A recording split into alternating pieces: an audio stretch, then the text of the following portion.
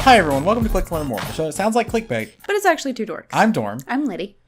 And Lidi... Dorm. It is the week, as of recording this, the week before, the days before, E3. Now that's about video games. Tell me about video games. Yes, that is about... Also, I love your... I love that we matched today.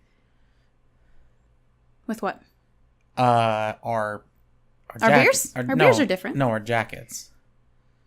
No, I just had this one. Oh. Like, I just had it.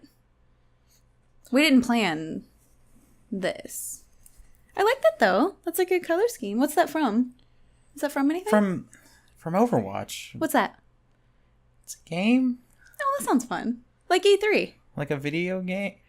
Yeah, like at E3? Yeah. Never heard of it. So E3 stands for... Everybody enjoys entertainment. No. You want to try it again? We've gone through Evolve Lidi's every Eevee. Oh, good. Also wrong. Oh. You want to try one more? Eucalyptus eating eggs. It's really scary. It's eggs eating eucalyptus. You were so close. So close this time. Wow, I can't believe you almost got there. So close. So E3 stands for the Electronic Entertainment Expo. So, I did not know that. E3 was the first official E3 happened in the greatest year of all time, 1995. Why was that? Because that was the year of the our Lord and PlayStation Savior's came out birth. in the US. Okay. And also Toy Story. So wow, was that 95? yes, it was. Oh my god. Good year. Tires. Those two things. Oh. Also, we're going to get very hot, so I don't know how long these jackets are staying on. And if you're listening to the audio, I'm wearing a somber jacket, and Lidi's wearing her boyfriend's hoodie, I guess. I don't know. It's this character named Trash Mouse. Oh, I love his music. Me too. So, before there was an E3, because you're probably wondering, why did E3 happen? Hey, what? Why did E3 happen? Well, I'll tell you. Okay. So, before E3, there was a show, and that still exists, although in a little different capacity, called CES. TES? CES. Okay. Consumer Electronics Show. So CES back in the day, I believe it's only once a year now, but used to be held twice a year. Not as catchy as E3. No. Not nearly as catchy. There was a winter show, which was held in Vegas, and the summer show, which was usually in Chicago, but sometimes traveled. Okay. CES was a great show as far as size was concerned with media and stuff. But the people who ran it had no idea about what to do with video games. So CES sort of predated the evolution of video games, right? Okay. So CES was like, what new car technology is there? So and what new home appliances are there? Oh, okay. Some people refer to it as almost like the evolution of the World's Fair in a certain regard, where it's like, this is where all the technology comes to be shown off. CES still happens every year.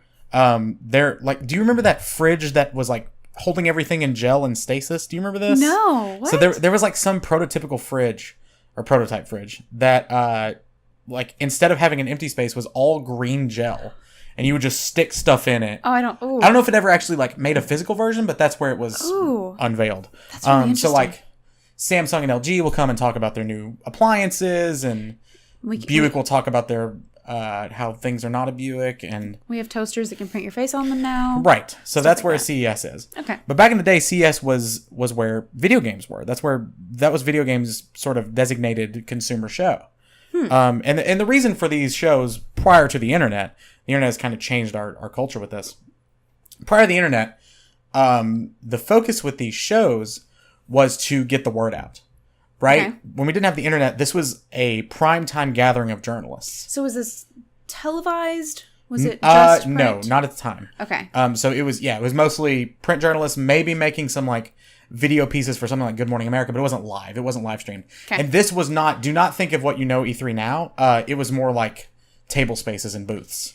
Okay. Right? So a like, lot of interviews. Come to the Nintendo booth and we'll show you the new, SNES or whatever. But you could still go there as if like a convention Yes. type Yeah. thing? A lot more like a convention. Yeah. Okay. Interesting. There were keynotes and stuff, but not the way we think of it now. CES was a show you intended to see the latest innovation in car alarms, refrigerators, stereos, telephones, all that kinds of things. During the summer shows, the bottom floor of the convention center was reserved for pornography. Of course it was. A floor above it was video games. We have a toaster that can print boobs. Yeah. Well, I mean, no. Because I don't think... That probably exists. Maybe it's on, like, rolls. Oh, that's good. Thank you. I like that. George so that's where that's how the CES didn't know how to deal with video games. Okay. It was porn, not to diss pornography, but it was porn and then video games. So that's how seriously they were taken as a medium. Okay. As the games industry grew rapidly during the early 1990s, industry professionals felt that it had outgrown the older trade shows like CES. According to Tom Kalinske, then CEO of Sega, who is also in the book Console Wars, which I highly recommend. It's a very good read. He said the CES organizers used to put the video games industry way, way in the back. In 1991, they put us in a tent, and you had to walk past all the porn vendors to find us. Oh, no. That particular year, it was pouring the rain, and the rain leaked right over our new Genesis system. Oh, no. I was just furious with the way CES treated the video games industry, and I felt we were a more important industry than what we were giving credit for. Sega did not return to the CES the following year, and several other companies exited from further shows. So Sega, for a little while, just didn't do any consumer shows. Wow. They were like, we have enough marketing power that we can get it out ourselves. Separately, in 1994, the video game industry had formed the Interactive Digital Software Association, which is IDSE, which is now the Entertainment Software Association, the ESA. Okay. In response to the attention the industry had drawn from the United States Congress over a lack of rating systems. Oh. So this is the same sort of thing that led to the explicit content tag going on CDs in the late 80s, early 90s. Video games went through it a little bit later, a couple of years later. Is it the ESRB? Yes. Okay. So they started forming their own committee. Ah. And then the IDSA was formed to unify the video games industry and establish a commission via Congress. And the ESRB was born, which stands for Entertainment Software Ratings Board. Cool. To create a voluntary standard rating system that was approved by Congress. So basically, they saw that Congress was about to do the same thing to them that the music industry had happened. But instead of the music industry waiting and seeing what Congress was going to tell them, they basically self-policed. Okay. And we're like, we're going to rate it ourselves. Here's our metric for rating. And they were like, yeah, this is good. So there was no further sanctions made or anything like that. The industry recognized that it needed some type of trade show for retailers. According to Elliot Minsker, chairman and CEO of Knowledge Industry Publications, which produced and promoted the show with Infotainment World, quote, retailers have pointed to the need for an interpretive event that will help them make smarter buying decisions by interacting with a wide range of publishers, vendors, industry influentials, and opinion leaders in a focused show setting.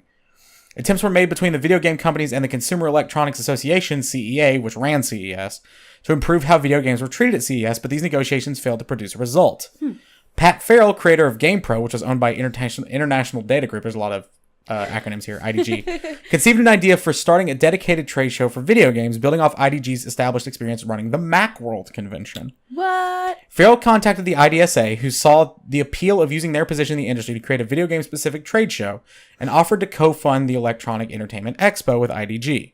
Though several companies agreed to present at this E3 event, Farrell discovered that CEA had offered video game companies a dedicated space at the next CES, which would have conflicted with the planned E3 event, requiring the companies to pick one or the other. Most of the IDSA members supported E3, while Nintendo and Microsoft were still supporting the CES approach. Ooh. After about 3 to 4 months, Farrell was told by CEA's CEO Gary Shapiro that he, quote, won and had canceled the CES video game event, effectively making E3 the premier trade show for the video game industry. Okay, so one of them pulled out and the other Basically, one. Yeah. All they had was Nintendo and Microsoft's backing. And Sega was the big boy at the time.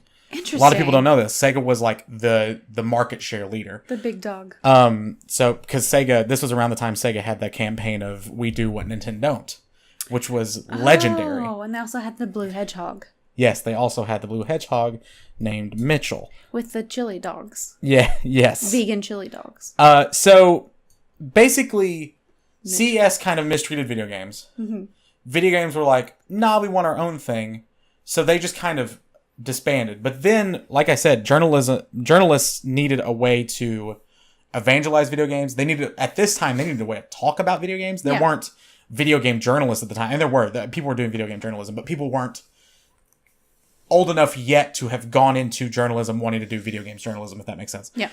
So they were like more tech journalists and could maybe speak about the technical side of it, but maybe not the artistry, or maybe they were from, film critics or something and didn't know how to talk about the tech. So it wasn't like Game Informer. Right, exactly. Yeah, those were just amongst getting started up. So they almost needed a conference as an educational way to educate themselves as much as they did their readers.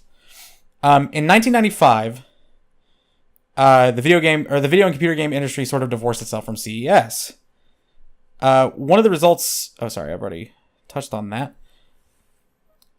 When the IDSA announced plans to begin its own show, Sega announced immediate support.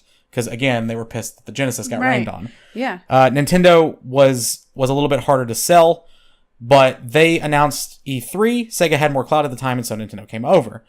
The entertainment... This is interesting. The Electronic Entertainment Expo, which we'll just call E3 from now on, was never a small show. The first one had 50,000 attendees. Wow. So I always thought, oh, that's probably going to be nobody there. Right. It's going to build up over time. And at this time, it was basically all press... and games media people and, people working in the industry, maybe tech people. Yeah. But it was not open to the public at the time. Wow. And it's only been open to the public for the last 2 or 3 years, I think, which side note, personally think is a bad move. I love E3. I would love to go to E3. I don't think it should be open to the public. I don't understand what the point is to have it open to the public. So you can I think it honestly dilutes actual hype. Because you can fill your auditorium with fans of Ubisoft, and they're going to cheer everything. Right. Or you could just put, lackeys in there if you want, pay them to cheer. Yeah. Instead of, not saying that there aren't games press in the crowd, but you could overwhelm them with, unruly support. And that sort of dilutes really awesome moments that we'll get to that have happened in E3 history. But, so 1 week prior to the first E3, actually, sorry, I missed a paragraph. To set the scene, the year E3 officially kicked off was 1995. Thanks largely to the success of Donkey Kong Country, the Super NES is finally catching up to Genesis in North American and European markets. Sega and Sony have new game systems in Japan. Nintendo is still playing cagey with its Ultra 64. They had not yet announced the Nintendo 64. So the Ultra 64 was the code name for N64. Okay, why 64? 64 bits. Okay, that's what I thought, but I wasn't positive. 1 week prior to the first E3, Nintendo came clean about delaying its game system for another year. Having admitted the delay, Nintendo did not have much left to say. Sega kicked off the show with a bang by announcing they had quietly shipped the Saturn to a handful of major retailers in the United States. Oh, shoot. So they had secretly basically planned for the launch. They have already released something. Yes. And the system would be on sale for $399. Sega did this despite having announced the launch date of, get ready for this, Sega Saturn Saturday, September 2nd. When asked about the change, Sega Senior Vice President Mike Ribeiro basically just said, read your press releases more carefully. Wow, that's a little sassy. A little bit of a dig, right? Yeah, sassy Saturn. This created the opportunity for the first awesome E3 moment. Okay. The very first year, the very first shows, right? Yeah. Sega announces $399. It's going to secret retailers now. It'll be worldwide September 2nd or whatever with a bunch of S's. Then Sony's up. Uh-oh. Steve Race of Sony had a surprise of his own. People expected PlayStation to cost more than Saturn because of what they had seen in previous coverage and stuff. Sure, yeah. Race, this is awesome. It's on YouTube. You can watch it. I watched it today. Okay. Race goes up to the stage. Someone introduces him. Ladies and gentlemen, head of PlayStation development, Steve Race. Mm-hmm. He goes up to the podium, and this is not the sort of theatrical light shows and huge displays that you may think of now as E3. This is a guy in a room that looks like a college class, like just giving a talk. Although surprisingly, in '95 they still had those clear teleprompter things. You know what I'm talking about? Yeah. They were present then, so I don't know how far those go back. Interesting. He gets up on stage and says one thing, $299, and goes back to his seat, and the crowd goes crazy. That's it. So he basically just undercut Sega because everybody thought. Everybody thought the PlayStation was going to be more than the Saturn. Have to be more, yeah. And he just dropped it.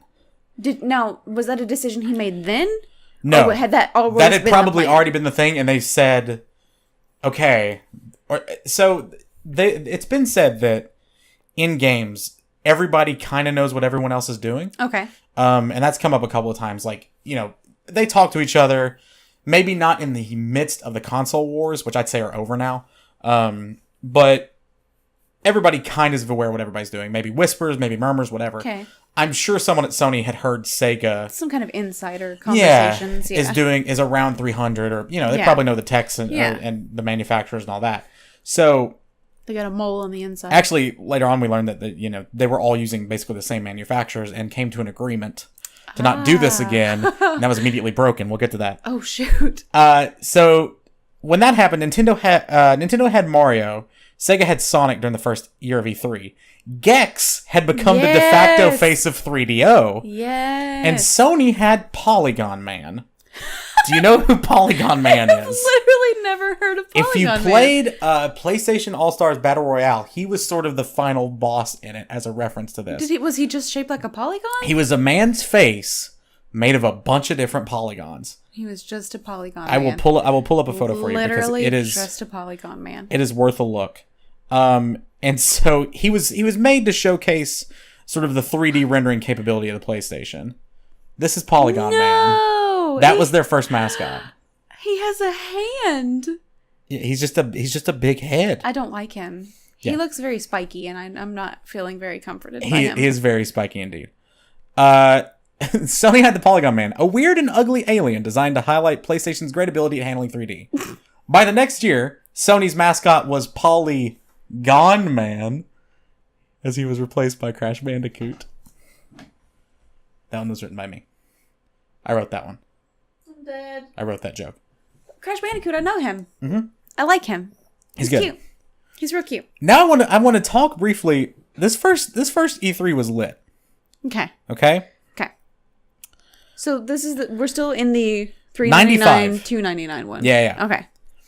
The evening before the show on Wednesday, May 11th, Nintendo threw an enormous party. Okay. And I don't know if I've ever heard of a more 1995 party than this party. I'm so ready. First of all, it's thrown off by Nintendo. Of course. Howard Lincoln, then chairman of Nintendo, put on a presentation in which he described his company's strategy for becoming the world's leader in home entertainment. After Lincoln finished, Seal performed. What? Performing songs like Crazy and A Prayer for the Dying. A Kiss from a Rose. Having Seal perform at the Nintendo party was a very big deal. Seal was hot in 95. The movie Batman Forever came out in 95. And Kiss from a Rose was the end credits song. Yes. Therefore, spawning the hit. Mm-hmm. Then came the show. Nintendo took up nearly 1/4 of the main hall of the Los Angeles Convention Center, putting up a chrome dome with simulated Nintendo store displays and nearly 100 Super Nintendo and Super Game Boy playing stations. So they still do something kind of like that. Yes. They still have that big dome that has a bunch of stuff inside of it. Yeah. That's weird. And like play areas and stuff. Yeah. Okay. In the center of their area, Nintendo had a small pavilion with several Virtual Boys on display. Oh, the Virtual Boys. Lived and died a very quick death. Yeah, Virtual Boys. Oh. You ready for this? Yes, I'm so ready. Manning all of these stations were the Nintendettes. Nintendettes. Oh. A 50 female squad of genetically engineered supermodels wearing big hair, red jackets, and dark skirts. Oh no. The Nintendettes. The Nintendettes. It's a real thing that existed. Oh no. Acclaim, who's a games publisher, they published things like Mortal Kombat, Batman Forever, Alien 3, maintained the second largest booth in the main hall, and they also had models. Oh god. Acclaim's big games were based on the movies Batman Forever and Judge Dredd. As you may imagine, the company needed to do something to mask the quality of these bad games. Right, yeah. To attract attention, Acclaim had the actual Batmobile and Judge Dredd motorcycle at its booth. Okay, but that would sell me. Pretty cool, right? They had the Batmobile. That would sell me. I would see Batmobile and be like, where do I sign up? Give me. To attract male attendees to enter the booth, Acclaim had scantily clad models besides these vehicles and photographers that took Polaroids of the men, the vehicles, and the models. Can you imagine? Just love that 1995 sentence. Being a child now, coming across a Polaroid and be like, Grandma, who's this? Dad. In my heyday, little Timmy, let me tell you. I was of much acclaim. I was a Nintendette. Like, come on. A lot of things happened between the first and second E3. By the time of the second E3, so we're 96 now. Okay. The Saturn was a noted disaster. Yeah. Sega sold a couple of 100,000 Saturn console units, and that was it at launch. Nintendo was in even worse shape. Oh. With its ill-fated Virtual Boy. Sony, on the other hand, had a very promising US launch and was gaining momentum in Japan. So that was PlayStation 1? Yes. For them? Okay. The video game industry was coming off a slow time in 96. Video game sales had been slow for 2 years, and there was some nervousness about the possibility that games were looking at another crash like the one in the early 1980s. I don't know if you know anything about this. The gaming crash in the 80s was like when Pong and all those things came out, everybody thought to make their own consoles instead of making their own games. And Nintendo and Sega were a couple that just kind of lasted. But like everybody was like, we're going to make all the video games. And then it just crashed. And then it slowly came back. Is this like with the E.T. video games that all... so the E.T. is a little bit. The Atari 2600 game. Yeah. But yeah, it was more like the ColecoVisions and things like that. Nintendo had recently unveiled its Nintendo 64 in Japan. The big questions at E3 1996 were, how good is Nintendo's hardware? How much will it cost?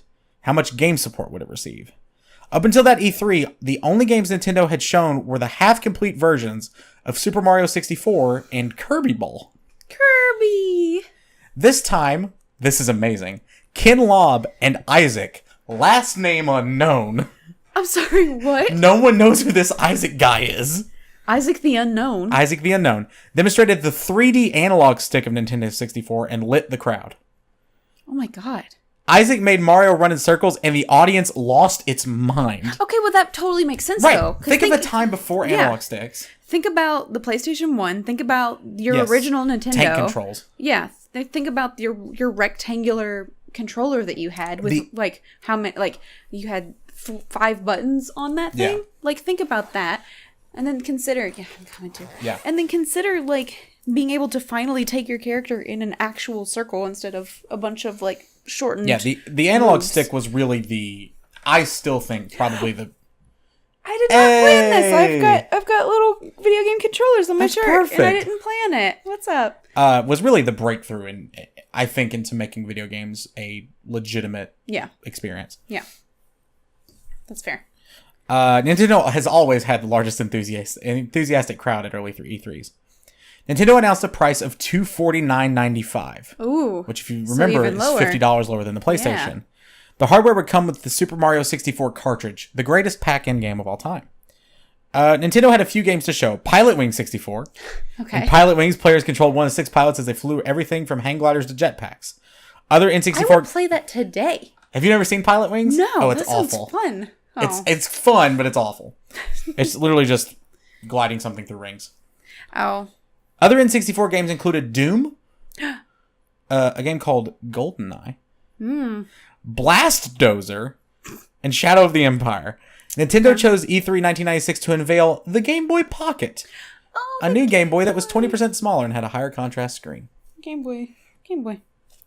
Nintendo, never one for mediocrity. Mm-hmm. In 96, hired Cirque du Soleil performers. What? At its pre-E3 party. Men on stilts waited through the crowded ballroom of the Biltmore Hotel. Acrobats performed weird stunts. It was a great show that might have been lost on many of the younger game enthusiasts in the audience. For the second time in a row, Sony stole the show with a surprise announcement. Uh-oh. This time they announced it was the PlayStation this time the announcement was that the price of PlayStation had been cut to $199. So they went even As lower. N64 announced $249, Sony's like, oh, we're $199, by the way. Oh my god. This is awesome. I didn't know this at all. I didn't know a lot of this. Humiliated by Sony's cataclysmic announcement of the year before, all the hardware manufacturers had supposedly agreed to not making similar announcements in 96. Over the course of the year, however, Steve Race left Sony. Jim Wims, who is the executive vice president and the top dog of Sony Computer Entertainment America, claimed that he had never agreed to anything. Oh. Quote, that was a meeting for the presidents. I sure as hell was never invited. So he basically said, oh, my boss agreed to that. I didn't agree to it. I was not privy to this conversation. I'm not going to honor that. I wasn't in there. So he just went ahead and cut the price. I think that's so badass. That's very clever. You should never agree as an industry to do anything. No. Someone's going to undercut it. Yeah. Fantastic. Wow. Despite the big announcement from Sony, Sega and Nintendo tried to stay the course with their pricing. It didn't work. So they tried to double down, this is the price that we want. Uh-huh. By the end of day one, Nintendo announced plans to match the price for the N64. This is 1996. Yes. Day one of E3. So Nintendo in the morning is like, our console is $250. Sony comes out and like, by the way, the PlayStation's $199. The end of the day, Nintendo's like, the N64 is $199. Ridiculous. Oh my god. Ridiculous. By day 2, Sega did the same. They're cutthroat at Sony. On day 2, this is awesome. Sega PR representative Angela Edwards was outside the convention center with a stack of now $199 signs. When some Sony people happened by, one of them walked up to her and said, "You're pathetic." How great is that? That's miserable. It's savage, right? Like, Sony's a bunch of savages. They're out of control. They must be stopped. You're pathetic. They're out of control. How great is that? Love it. They're just like high-fiving 1,000 angels. Oh, they're absolutely. just like living their truth. Which is so funny to me because did you pay much attention to the 2013 E3? No. The best E3, in my opinion, that I've been watching E3s for. We'll get to there later. Okay. But it kind of comes full circle. Okay. This was the first year that Microsoft kind of made a big splash. Oh, okay. Though all eyes were on Nintendo and Sony, Microsoft had plenty of surprises in its game efforts. The Redmond PC wanted the world to adopt Windows as a new gaming platform. Here's a very 1996 sentence.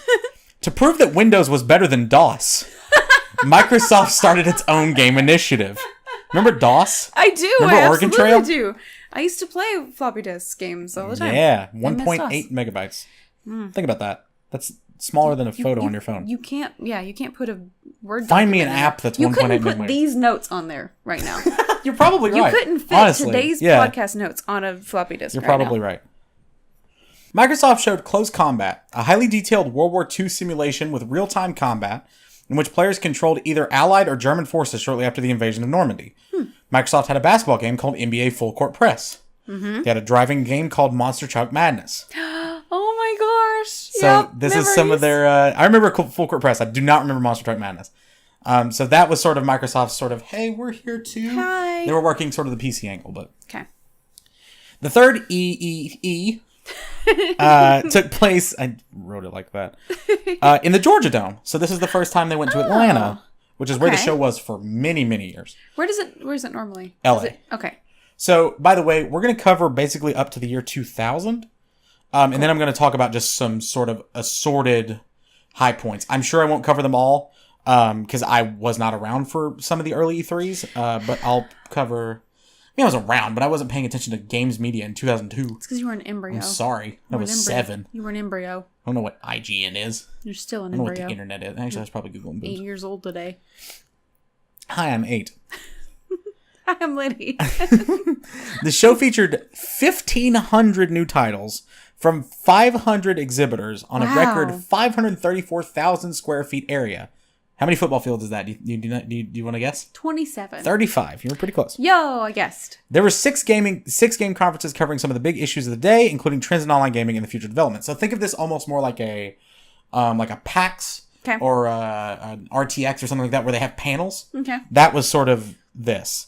The companies were still there, but they were having more TED Talk style conferences. Okay. While the genre hadn't caught on to consoles just yet, at the time PC FPS were all the rage, although they were commonly called Doom clones. Doom clones. Which, you know, a game is good when everybody's just calling your game a clone of another game. Doom clones. Half-Life, a little game called Unreal. Freaking loved Unreal Tournament. Sin, Daikatana, that one I didn't know. Prey, Quake 2, and Star Wars Jedi Knight Dark Forces 2 all made their debut at E3 1997, but the biggest surprise in games emerged as GoldenEye 007. Yes. A game that was already watched closely by the press. It was revealed, if you remember, a year ago, and then was basically close to being done. The demos convinced everyone in attendance that Rare was creating something special. Compared directly with the stars of the time, namely Doom, Duke Nukem, and Quake, GoldenEye's 4-player split screen had showgoers hooked. Yeah. So at the same time of Quake, which I consider one of the greatest multiplayer shooters of all time, there was GoldenEye, which is also one of the greatest multiplayer shooters of all time. And you can't look at each other's screens. PlayStation also had a little thing up their sleeve called Metal Gear Solid. Yeah, Snake. Yes, and Lizard. They have gas snake and plasma snake are the two that they... What? Gas snake and plasma snake.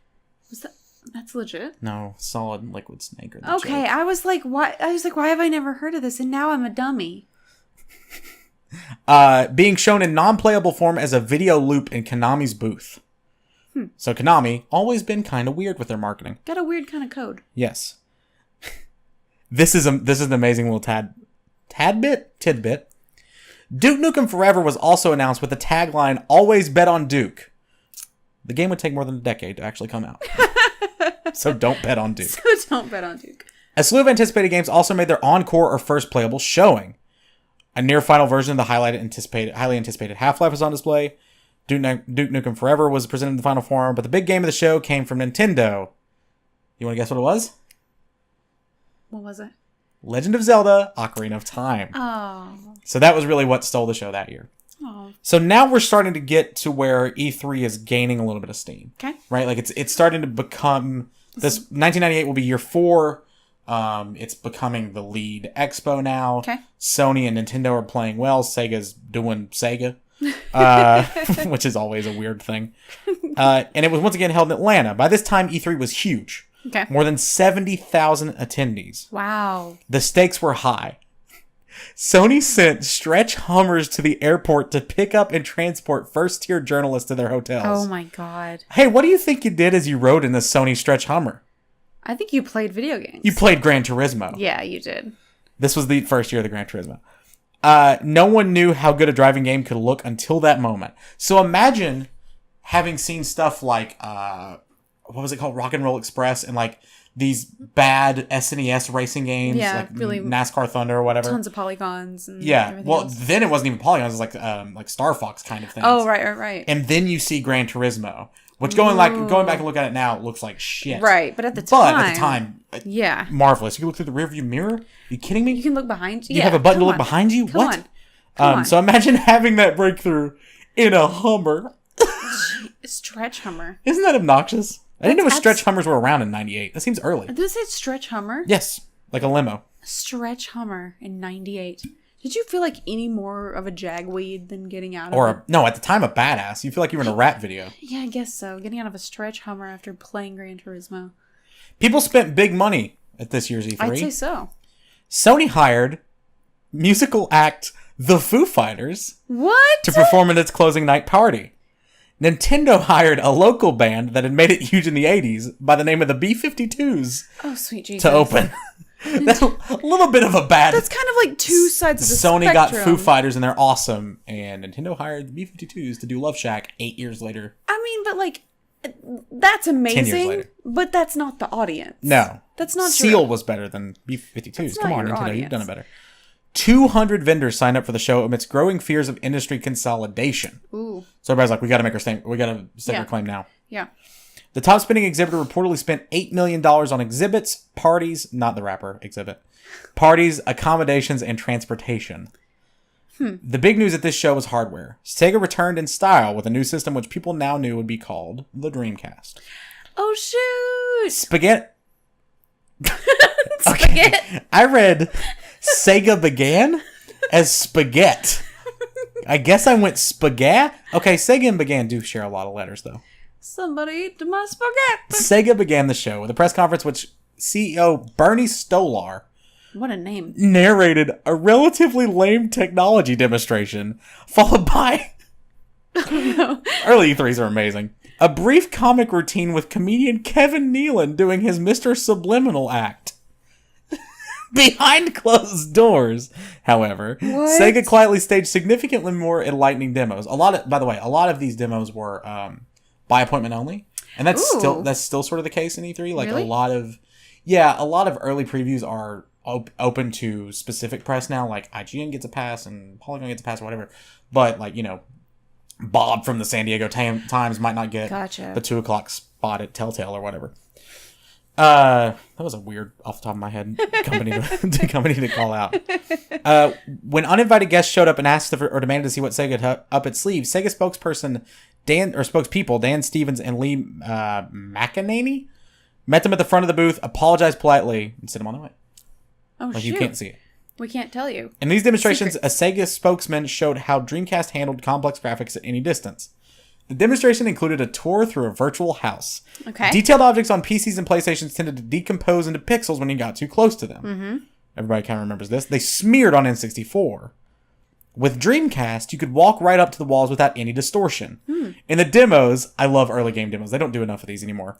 Everybody sort of, or at least I sort of remember the PS3 demo of how many ducks can we fit in this bathtub. That's just a very locked into my brain demo that they did. Okay. They had like a 3D bathtub. They're like, look how many ducks we can pour in, and just like dumped a bunch of ducks. It's real. Why? To show the capabilities of hardware. Like it wouldn't chug no matter how many realistic ducks they have. Because they really like ducks, I guess. I don't know. Where did I lose my... The wallpaper... in the demos, you were in a house with fancy wallpaper. The wallpaper remained crisped. The texture grain and the wooden beams remain intact even when you pressed your virtual nose against them. Not your real nose, though. That's when they would go foggy. That's when you leave. Dreamcast was well received by the invited press. The problem was, no one who saw it was allowed to talk about it. Ooh. Yeah, so it's a journalism event. Can't say anything. What do they call that? Media embargo or something? Yes, an embargo, yeah. An embargo. While Sega and a few other companies trotted out new hardware, Nintendo quietly killed it with software. In a very brief statement in the issue the day before the show, Nintendo of America chairman Howard Lincoln. Why did I read that man's name as Hardware? There's a lot of type here, folks. Announced that the 64DD, a zip disk-like game disk drive that would enable N64 to play bigger games, would not be released until 1998, leading speculation that the peripheral may never reach stores. They thought it was sort of like an inside project. One product that did not receive much attention, considering the impact it might have had on gaming, was Project X, a new technology from VM Virtual Media Labs that enabled DVD players to play games. Dun, dun, dun. We're heading toward the disc. On the other hand, Palladium Software, I have no idea that this happened, and it's amazing. Okay. This was at E3. Okay. Palladium Software made quite a stir nationally with its Ultimate Collector for Beanie Babies. Beanie Babies were huge back in 98. Yeah. And a $25 program with pictures and information about every conceivable plushie was too much to ignore. They made the Pokedex of Beanie Babies, and it was huge. Well, yeah. Do you remember when McDonald's sold Beanie Babies? Like, in the thing? Beanie Babies were huge. Yeah. People would be calling and, like, freaking out, wanting to know what the next Beanie Baby was going to be. And where are they now, Sharon? They're in a garage. They're in your curio cabinet, Sharon. They're nowhere, Sharon. Thanks a lot for No one cares about that Princess Diana baby, Sharon. Spent your life's savings on a Beanie Baby that looked like a banana split, Sharon. And where is it now? Covered in dust. In your grandmother's grave. Your dreams are shattered. Oh my god. Buried with your grandmother. Just like your dreams. One of the smartest innovations at E3 98 was a 3-piece speaker system called Digital Sound System 80. Digital Sound System 80. From Microsoft. Okay. Not only did the sound system offer great sound, it plugged into the Universal Serial Bus, the USB, port, no sound card needed. This is back when you always needed a sound card. You don't have to use a sound card anymore. But you always need My computer doesn't have a sound card. This is what it sounded like in the 1990s. In 1998, we were like, oh my goodness, now we can hook up our Victrola to the sound card, but now we can hook it up to the USB. Let's do the Watusi. The speakers retailed for $259.95. Wow. Less than you would pay for a good sound card, and far less for spectacular speakers. Wow. Microsoft's foray into the sound business was a bust. It didn't work. Yeah? Yeah. Did not work. Cool idea, though. Yeah. Now we're into the year of the Prince song, 1999. The show was in the end of the innocent years. What is that? Oh, that's ominous. There had already been school shootings in Mississippi, Kentucky, and Arkansas, but the Littleton, Colorado shooting was still 4 months away. E3 returned to Los Angeles with a splash. David Bowie performed at the E3 party. What? Goldberg and other top WCW wrestlers grappled in a small ring in an EA booth. Oh my god. Michael Buffer charmed people at the Midway booth with his distinctively throaty call, "Let's get ready to rumble," as he revved up the crowds. Man, you don't see Rev written a lot, and I read that as revived. Revved up the crowds for Midway's Ready to Rumble box game, which is fantastic. Really? The biggest news at the show was Sega's Dreamcast. I cannot speak. The console was just out in Japan and set for launch in the United States on September 9th. They love those September dates. Sega, a company with an eye for alliteration, could not pass up the release date, releasing the system for $199 on September 9th, 9999 for $199. Sega, what they pulled a full Skyrim with 11-11-11. Oh no, baby, what is you doing? By May 1999, Sony had already unveiled plans for its next generation PlayStation in Japan. One step behind Sega, Sony had an interactive kiosk with an emulator demonstrating the hardware for a system that Sony executives hoped to introduce to the U.S. market toward the end of the year 2000. The biggest announcement of the show came from Nintendo on Wednesday, the day before the show officially opened. Nintendo held a press conference in which Howard Lincoln, this man comes up everywhere. Okay. Howard Lincoln was destroying the early E3s. Announced that the company had formed partnerships with IBM and Matsushita Panasonic. Okay. Pursuant to manufacturing its new game console, which was later dubbed Dolphin and eventually called GameCube. Oh. I did not know what that was going to be. 2000. Okay. Is the last year... Actually, no. There's one more year we're going to touch on. So we're going to go briefly into 2001. Okay. One company that continued to make a big splash at E3 was Gathering of Developers. This was a company that liked to be known by the appellations God Games. And everything about them said, I'm a rebel. Oh, no. From God Games came such ultra-violent games like Max Payne and Rune. Ooh. Gathering of Developers did not actually display its wares on the show floor. It set up its, quote, promised land ring of trailers in a parking lot across the street. Across from E3? Yes. So, like, okay. So, they didn't feel like like E3 was worthy of them? Yes. Oh. They were above it. So they went to we're a parking rebel lot. And we're too cool. And they sold them outside like they were soul patches. Blackmail and their fedoras. Coats. And their goth goggles. It's important to note, the Columbine High School shootings happened 6 months before this show, and the two men who committed the crime were known as Doom enthusiasts. Uh-huh. A new and far more caustic hearing on video games was underway in DC, and there were protests outside the show. They used to make custom maps. Really? In Doom. Mm-hmm. I didn't know that. Yep. Back on the floor, Sega put on a show of its own as it fought for survival. It would lose that fight. Oh no, spoiler alert. Sony had already launched PlayStation 2 in Japan, and despite a severe lack of good games, it was clear that Sony owned the market. To counter, Sega showed a staggering wide variety of games at E3. They even had a game called Samba de Amigo, a music game you control with motion-sensitive maracas. What? In 2000. In 2000? Pretty impressive. Haven't heard of it. Didn't do well, I guess. Guess not. Guess not. Sega had the hot booth, the best games, and the most generous offer. But it was a soon-to-be-released PlayStation 2 that stole the show. I still have one. Me too. I have two, actually. The big story... I did not try to one-up you there. I legitimately have two. I have... do you? Do you? I have two of them. I have the white Slim that I had as a kid, and then I have my do you have a Fat Papa's Boy old Slim one. Too? I have a Fat Boy. I Do you have have the Fat I Boy do have Slim? the Fat Boy PS2. The Fat Boy Slim? No, not the Fat Boy Slim. The Fat Boy PS2. The big one. The big chunky the band one. Fat Boy Slim? Remember the man Fat Boy Slim? Was that a man? Yeah, just one guy. DJ. That's what I'm talking about. Yeah. It's just one guy. Not a band. I thought it was a band. Whatever. I was doing a joke and you did it bad at me. I'll praise you later. I'm mad at you. You can go with this. You can go with that. That Rockefeller stunk. Oh,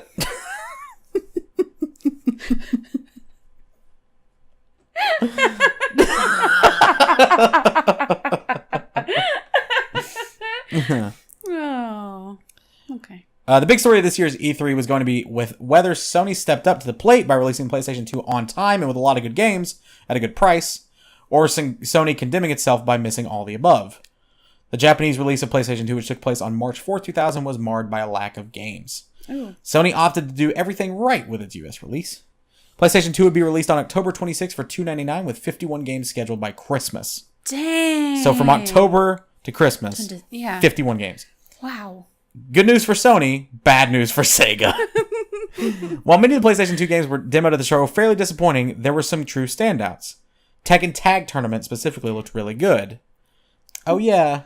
I have that still. Really? To this day, I have Tekken Tag Tournament to this day in my Beautiful. apartment currently. Love that game. Beautiful. Love that game. Tekken's my favorite fighting game. Mortal Kombat all the way. Yeah, I wasn't allowed to play Mortal Kombat. There was blood so and guts. Good. So good. There was blood and guts. In Tekken, there was only like little red puffs. when he got hit. Also, Nina is the best character in Tekken, and you can Nina fight. Brown? Nope. Sky? No. You remember Nina Sky? No. Where your body, girl, makes the fellas go. I mean, they had the song Move Your Body. 2001, I think. What happened next? There's another little thing called Metal Gear Solid 2. 2001, just briefly. Rockstar unveiled a few games at E3, and one of them was a totally forgettable title called Grand Theft Auto 3. No one noticed it. What? So Grand Theft Auto 3 was the last of the top-down, I believe. Okay. And no one really paid attention to it. Wait, so what did 1 and 2 come out on? Like PS1, I think. Okay. Grand Theft Auto 3 might have been the first 3D. I don't think it was, though. The big talk was Metal Gear Solid 2, which still hadn't shipped, and Devil May Cry. Everybody wanted to talk about hardware. Nintendo had GameCube, Microsoft had Xbox, Dreamcast was dying, and the Sony was still starting to pull the big guns for PlayStation 2. I did not realize that around the time that PlayStation 2 was becoming like an actual physical thing, that GameCube was still relevant. Yeah. Because I mean, I never owned a GameCube. I played GameCube, Same. but I never played owned GameCube one. with my uncles. Yeah, I never owned one, but I played one. But I had a PS1 and 2 because like I just liked I've had them every more. PlayStation console. Yeah. That's the only one I've owned. Every one of. I don't have a 3. Or a 4. I still have a 2 at my apartment. 2 is fantastic. Yeah. 2 was great.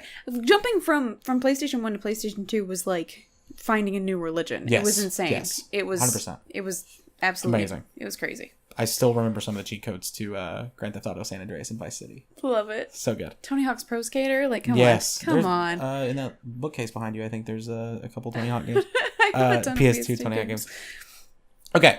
Yeah. So that is sort of the brief history of what E3 became. After 2001, it sort of became what we know now. So Sony killed Sega? Not specifically, but Okay. Sony definitely had one of the daggers, I guess. Wounded them. Yes. Et tu, Sony? Yeah, that was the reference I was making. Yeah. Yeah, I mean, you could argue that Sony, or Sega rather, really started declining when Sony dropped $2.99 in the very first E3. Like, that is fantastic. Yeah, that's kind of out of control. Like, the fact that you have the ability to do that, to undercut one of your competitors, yes, that in and of itself is a power move.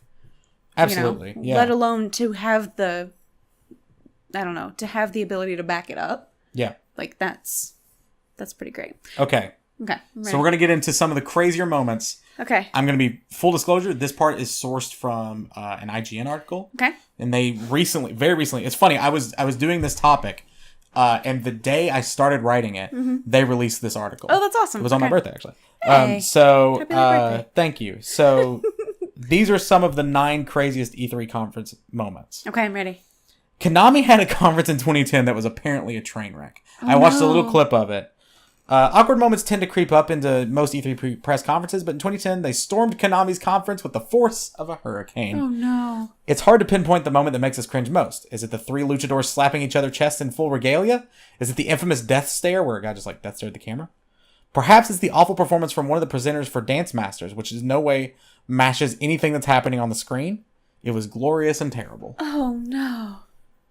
In 2011, someone named Mr. Caffeine hosted Ubisoft's presentation. Okay. This was years before the Aisha Tyler steadiness we know now that's fantastic. A lot of people don't like it. It's awesome. Eat a butt. Mr. Caffeine, arch nemesis to Pepsi Man. Pepsi Man! It's a good video game deep cut. Thanks. You're welcome. Mr. Caffeine hosted Ubisoft's 2011 E3 presentation. It was a massive mistake. He mispronounced Tom Clancy's name. How? I don't know. How does... I couldn't find video of it. Tom Clancy. Tom Clancy. I mean, it had to be Tom Clancy, right? Tom Clancy. Like, I tried to fake it and did it right. Yeah, it's Tom Clancy. Tom Clancy. Made poop jokes and kept making that weird Wayne World's flashback sound effect. Wayne's World. The overall reception to his performance is best summed up in the moment when he tried to get the audience to join in all flashback sound and no one did. Now, there's a clip of this next one, and boy, is it bad. Okay, I'm ready. Remember Jamie Kennedy?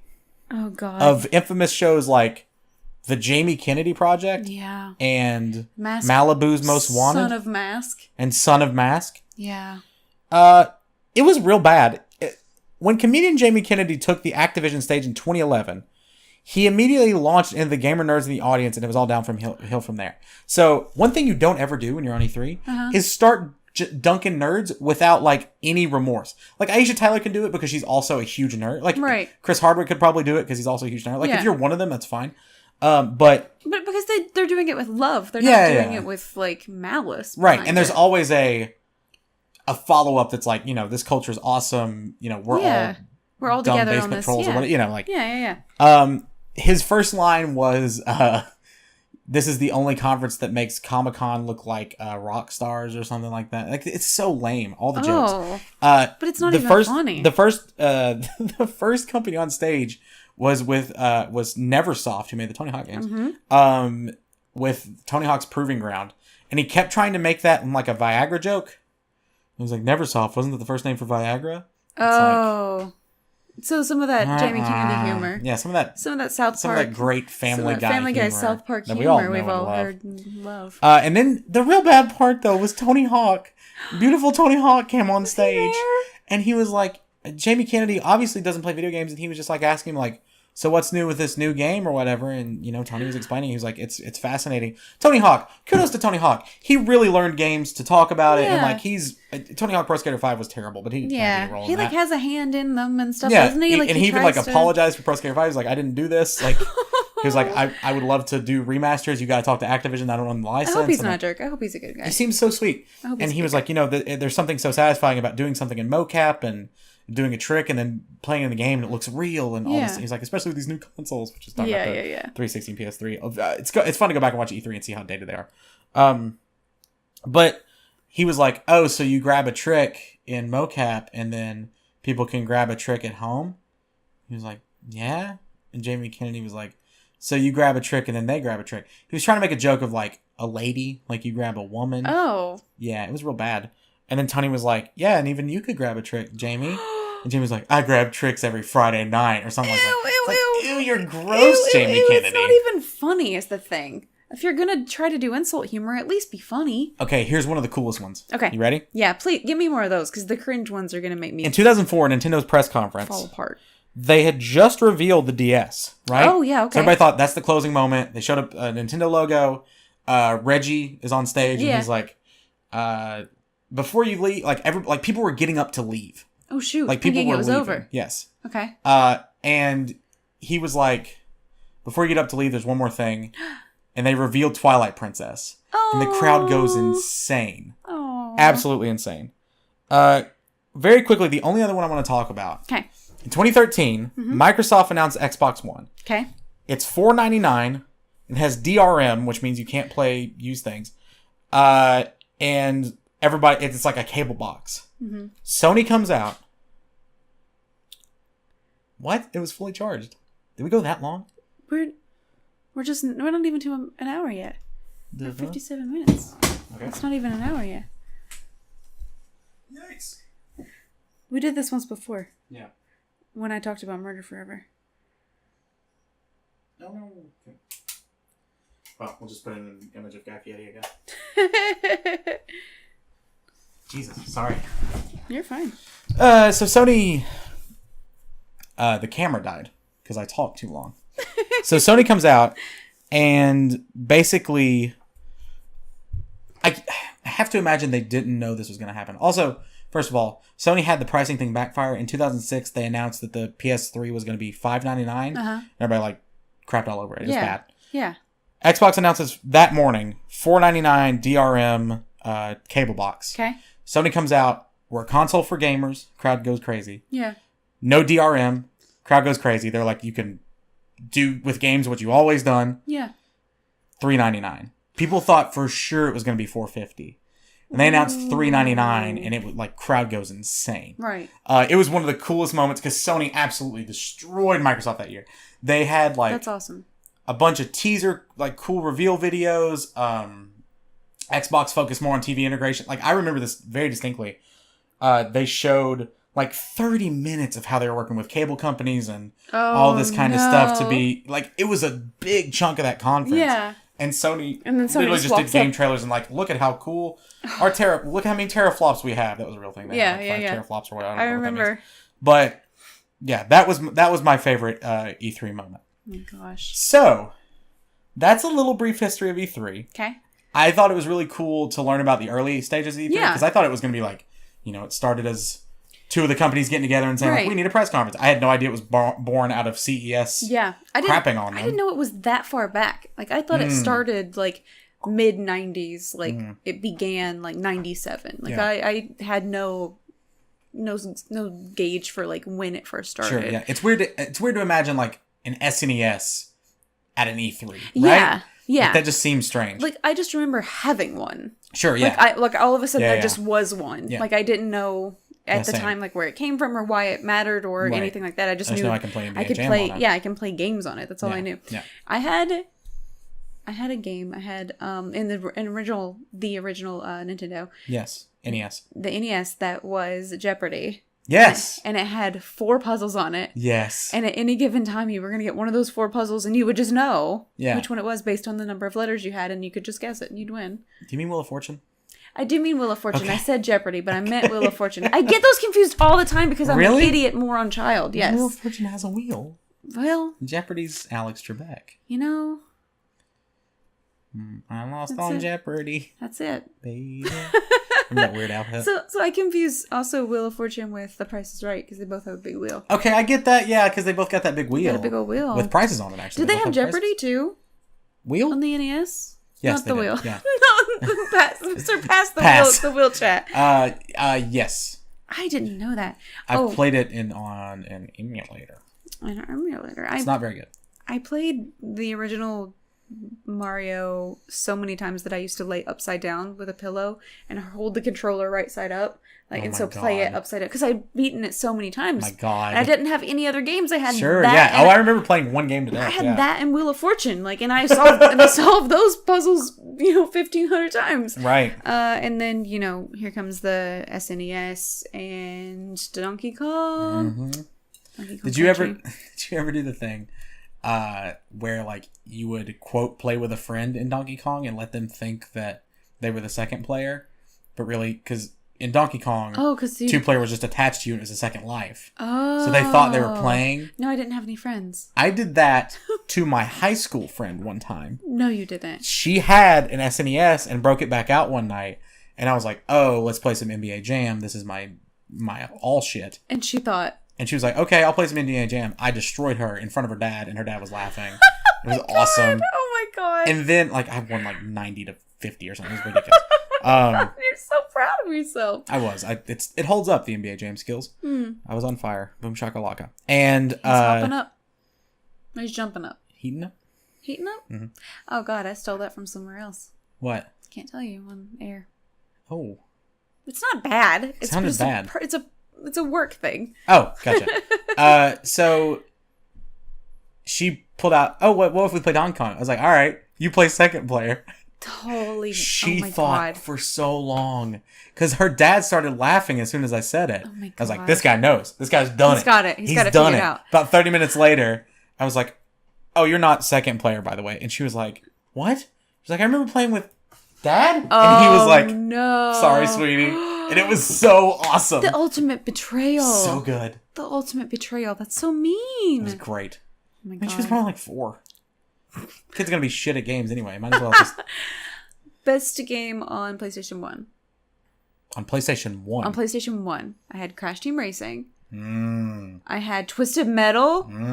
Oh my God, I had a lot of racing games. Crash Bash is my vote.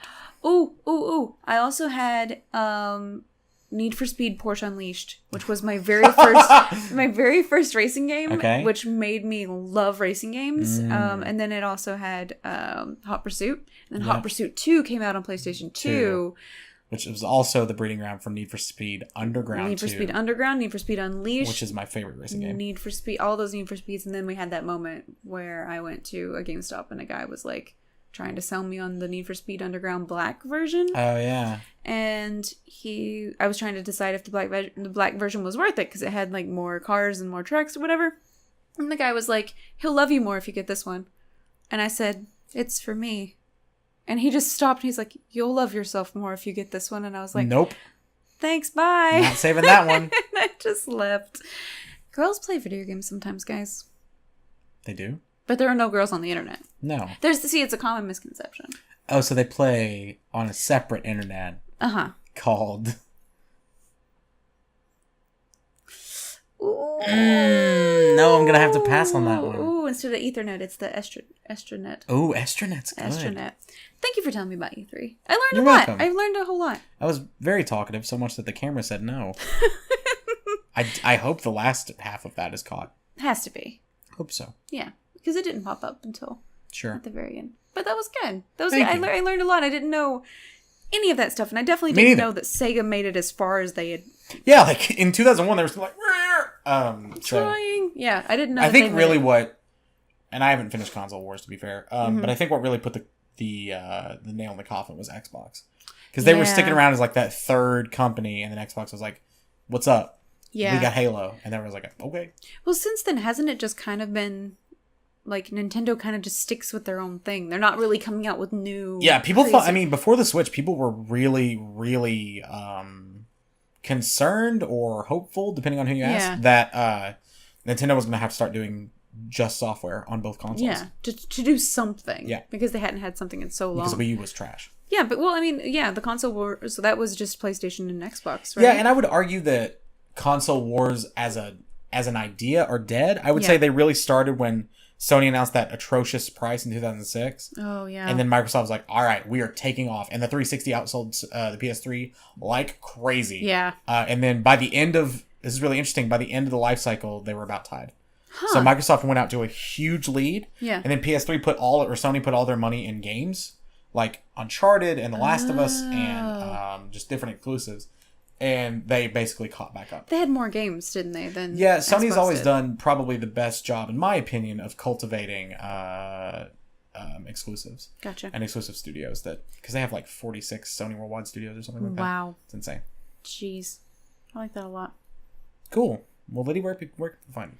People can find me at twitch.tv/Team Lidi. Where can they find you?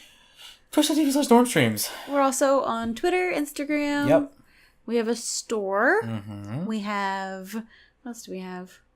A podcast. You're listening to it, or watching it, or possibly both. In this case, you're only listening to it, and there's a beautiful image of Polygon Man. Oh, because the camera went kaput. Yeah, that's right. There's no video here. Oh, you're going to put Polygon Man there. Yeah. I can't wait to see the beauty that is Polygon Man. Yes. I can't... Tweet at us and tell us what you think about Polygon Man, because... Let us know your thoughts on the Polygonal Boy. If you could name How about this? Don't tell anybody what you're doing. Retweet this episode of the podcast just with the name, what you would name Polygon Man. I love it. Just tell me what you would name him. And the winner has renamed him. The winner gets to name Polygon Man. The winner renames him, and also we retweet them. And also, we love them very much. Yeah, that's probably already. Probably less important, though, than renaming Polygon Man. That gets a right in the annals of gaming history. Gaming. Annals. Oh. Hi, you never did your fun video, James Goof. Do you want to do that one? I did right at the beginning. I know, but you never really extrapolated. You seem like you had a whole bit planned. My whole thing was just about... I kind of shut it down to talk about your jacket. My whole thing was just kind of like this joke about how, like, I don't know what video games are because I have a uterus. So when you were talking about, like, E3 is where video games happen, I was going to be like, cool, what are video games? Who's he? Who's that man? What's he do? Does he make the games? Does he have a camcorder? Does he make the games, and is he nice? I'm picturing Video James as the shark kid from Rocket Power. Okay. That filmed them all. Sure. Can I tell you what he actually looks like? Yes. He has a cowboy hat.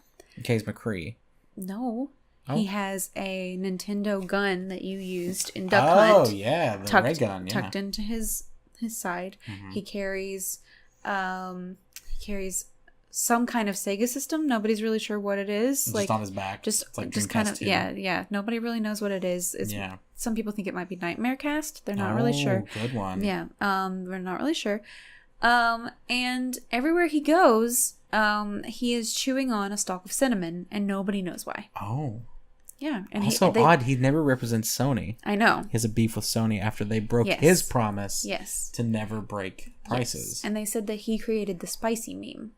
So now... Oh! I think that's what people are referring to with the spicy meme. Mm-hmm. They talk about spicy, and they're talking about him.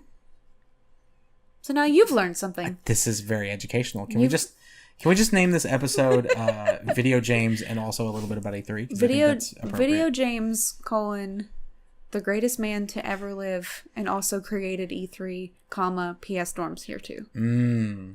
That's a good one. TM that. Talking about E3, parentheses, everyone evolve EVs.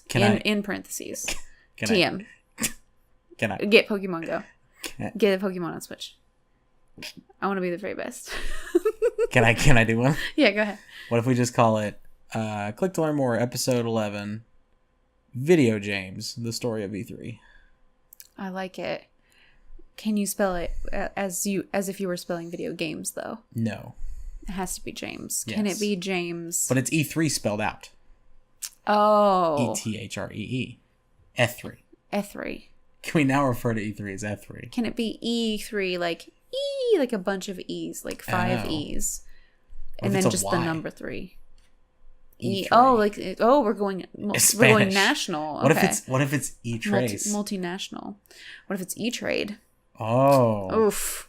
Gonna get into some copyright law there. We're gonna definitely hear from a lawyer. So a lot of times when we do this, I just kind of fade it out. Yeah, that's fine. At the very end. I feel like this is gonna be the longest fade I've done. Because before I've cut the sort of vamping we do, yeah, or I'll just like do the thing until we laugh, and then that's when I cut it. I think this is all in. Do you think this? Even this part, which is weird. Part this meta part where we're like talking about it. Yeah. The thing that happens is when I know the camera can't see me anymore, I know that it can't. I just want to keep going. I know that it can't steal my soul. Maybe we just don't film it anymore. No, I think we definitely film it because it's definitely stealing pieces of my soul every time we have. We have a 3-hour tour. Talk. Of our mind. Torb mind talk. Torb mind talk. Torb mind talk. What's Overwatch? We came full circle, see, because I didn't know what Overwatch was, and then I just now said Torb. You must have, because I didn't. And then I said Torb talk. See, we came back around. Yes. Now Spanish. we're talking about. I get it. Yeah, it's Spanish. Guten Tag. French.